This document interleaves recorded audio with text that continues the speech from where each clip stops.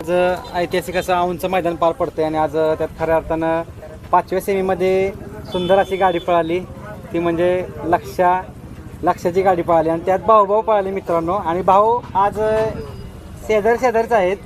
दादा पहिल्यांदा आपलं हार्दिक अभिनंदन. काय सांगाल आजचा सेमी एक तुमच्या दृष्टिकोनातून कसा होता पहिल्यांदा तो सांगा. तसा मैत्रीपूर्वक होता, पण निर्णय घ्यायचं म्हणलं तर थोडा अवघडच होता.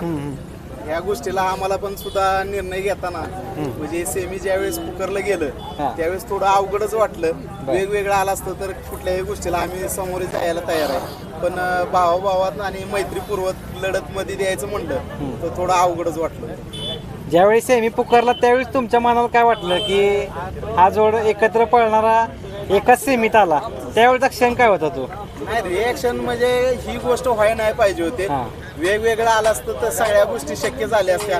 भलं फायनलला कुणी पण दोघांपैकी एकानं 1 करू किंवा 2 करू किंवा 4 नंबर करू, कुठलाही पण रँक घेतला असता तर काही समाधान होतं. पण थोडं सेमीतच असं भावाभावात लढत दिल्यामुळं थोडं अवघड वाटतंय. पण दोन्ही घरचेच नंदी आहेत. काय सांगाल आपल्या लक्षाबद्दल? आज एक चांगलं मैदान पार पडते आणि गुलाल आपल्या लागला, काय सांगाल? नाही, आता तो त्याच्या हिशोबाने पळ चांगला पळाला. चांगला म्हणजे त्यानं त्याचा पळ दाखवून दिला. तसंच सचिन पण त्याच्या दृष्टिकोनातून कडन जर पळत असेल तर आम्ही मानतो की बाबा आपलं एक सामना झाल्यागतीच आहे, पण शेवटी जो कमिटीचा निर्णय आहे तो त्या गोष्टीला आपण पण मान्य करावं लागतं. पण हे नियोजन तुमचं वेगळं का करायचं ठरवलं? नियोजन म्हणजे कसं होतंय, प्रत्येक वेळेस एका जोट्यात पळणं शक्य नसते आणि काही गोष्टी एक रिलेशन, नातं किंवा मैत्री असत्या तिथं थोडं प्रत्येकाला बैल देणं गरजेचं असतं. आता समजा मला माझ्या पाहुण्याने मागितला म्हणून मी त्यांना दिलं, तसं त्यांना पण अनेक वेळा म्हणजे बाहेरून अपेक्षा होती की बाबा तुम्ही आमच्या संग पळा. म्हणजे आमचं पण असं एकमेकाला काही विरोध नाही, तुम्ही तुमच्या परीनं पळू शकता. फक्त एकच आम्ही ठरवलं की बाबा एक मैदान तुम्ही त्यांच्यासोबत म्हणजे दुसऱ्यासोबत पळा आणि दुसरं मैदान आहे ते आपण एकत्र पळू, असं एकमेकाच्या नियोजनानं पळतो. पण अनेकांना वाटतं की एका जोट्यात पळावे दोघं पण. 100% एका जोट्यात पळावं, पण थोडं कसं होतंय एकत्र पळणं तितकं चांगलं वाटतंय. भविष्यात होणाऱ्या काय अडचणी आहेत त्या ती बघितल्या तर थोडं विभाजन करून एखादं मैदान बाहेर पळावं पण लागणार आहे. बरोबर, कारण आता पायऱ्यासाठी खूप म्हणजे कसं आहे, आता चांगला फॉर्म आहे, दोघाचा फॉर्म आहे. उद्या लक्षाचा फॉर्म राहील किंवा सचिनचा राहील ही काही सांगता येत नाही.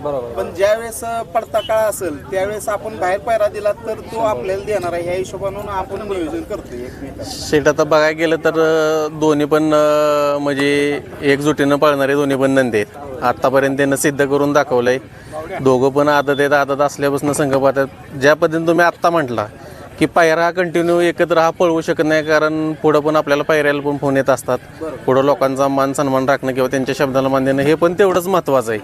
आणि गाडी पण जरा फोडून पळाली तर चांगलंच आहे. काय सांगाल? त्या गोष्टीचं कसं होतंय, गाडी जेवढी पुढून पळणार आहे तेवढं नेक्स्ट मैदानात डबल स्पीड लागते. ही पण थोडा अनुभव घेतला आम्ही. त्याच्या हिशोबानं आम्ही पण नियोजन करताना त्या गोष्टीचा विचार केला की बाबा आता ह्या मैदानात एक मैदान सचिननं लक्ष्या पळाला तर पुढचं मैदान आपापलं विभाजून पळू आणि लगेच दुसरं मैदान आहे त्याच्यात आपण एकत्र पळू, असा निर्णय झाला. पण एकत्र पळताना एका मैदानावर यायचा ही आता पहिला प्रसंग झाला. आता ह्याच्यावर पण विचार करून आपलं एक मैदान तुम्ही खेळा, एक मैदान आम्ही दुसरं करतो, असं म्हणजे 17 किंवा 18. 17ला तुम्ही पळणार असाल तर आम्ही पळत नाही, 18ला आम्ही पळतो, असं काहीतरी दोघांचं तडजोड करून आपलं पुढं पळू. म्हणजे कुठेतरी शेट म्हणजे आता म्हणजे असं थोडक्यात तुमचं मत आहे की इथून पुढे जेव्हा सचिन आणि लक्ष्या एकत्र पळतील त्यावेळेस सेमीला किंवा याला एकत्र ते पळताना दिसणार नाहीत. आता ते सगळ्याचा निर्णय आपण घेऊन आपण तसं म्हणतोय. आता मैदानाचा निर्णय आहे, त्यांना आपण सांगितलेल्या गोष्टी. आता शाहिदबाई नाहीत, त्यांचे बंधू आहेत सोबत आपल्या. काही गोष्टीचा निर्णय आपण शाहिदबाई सोबत घेऊ. म्हणजे मैदानाचा आपला निर्णय नाही की बाबा आज 17 तारीख आहे, बरोबर 17 तारखेला लक्ष पळणार असेल तर त्या मैदानात सचिन आणू नका, किंवा सचिन पळणार असेल तर आम्ही वैयक्तिक लक्षाला आणणार नाही, हे काहीतरी निर्णय घेऊ. म्हणजे आता कसं आहे, मैदानात जर पळलं नाही, कारण की प्रेक्षक वर्गाचा असं अपेक्षा आहे की दोन्ही गाड्या जर एका सेमी मध्ये येत असतील तर पळल्या तर पाहिजेत. बरोबर आहे, असं हा. अपेक्षा सगळ्याचीच असते. बरोबर पण निर्णय असं घेतल्यानंतर थोडं आपल्याला पण वाटतं की बाबा आपलं नको हे म्हणजे भावाभावामध्ये नको. शेट कुठं म्हणजे खेळाच्या भावनेनं बघितलं तर ते होत राहतं, हारजीत होत राहणार. पण तरी देखील आज दोन्ही जरी भाऊ एकच सेमी पळाले असले तरी दोघं पण तेवढ्याच ताकदीनं पळालेत. कुठेही हा त्याला कमी पळाला नाही किंवा तो त्याला कमी पळाला नाही. दोन्ही गाड्या तेवढ्याच सेनं पळालेल्या आहेत. गाड्या तशा बघायला गेलं तर दोन्ही टॉपच्या म्हणजे टॉपच झालं तसं. दोघातच भावाभावात विरोध झाल्या का ते झालंय. बरोबर, हा. काय म्हणतात त्या कुठल्या निर्णायकाला येणं बरोबर. आमची अपेक्षा होती की कुठं तर सामना व्हावा दोघाचा, पण दोघं एकत्र पळावं. कुठेतरी प्रेक्षकांची इच्छा पण पूर्ण झाली असती. झाली असती. बरोबर. शाहिद बाईंची काय रिएक्शन होती ज्यावेळी तुमचं काय बोलणं झालं का? शाहिदबाईंचा स्वतः म्हणजे मी त्यांना पण कॉल केला असं की बाबा सचिनला पाठवून द्या इकडं. म्हणजे आम्हाला पण गुलाल झाला तरी आमची अपेक्षा आहे की सचिन त्याच्या सोबत असावा, कारण की एवढा हिंद केसरीचा मान त्या म्हणजे सचिनमुळं आणि लक्ष्यामुळं साध्य झाला आमच्या नशिबाई दोघांच्या पण. म्हणजे त्या गोष्टीला आम्ही कधी विसरू शकत नाही.